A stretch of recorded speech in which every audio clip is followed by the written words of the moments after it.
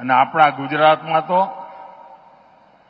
પશુપાલકો એટલી બધી સંખ્યામાં છે અને આપણા ડેરી સેક્ટરની તાકાત જુઓ ને.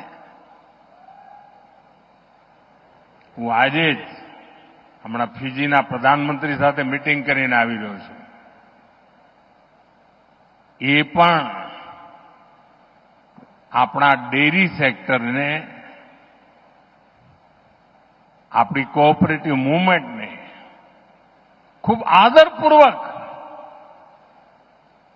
વર્ણન કરીને કહેતા હતા કે મારા દેશમાં પણ કંઈક આવું થાય. સાથીઓ, આપણા પશુપાલકોએ અને પશુપાલનમાં તો ગુજરાતમાં બહેનોનું સૌથી મોટું યોગદાન હોય છે. આ બહેનોએ પશુપાલન કરીને આપણા ડેરી સેક્ટરને મજબૂત બનાવ્યું, આત્મનિર્ભર બનાવ્યું અને આજે ચારે તરફ એના જયગાન ચાલી રહ્યા છે.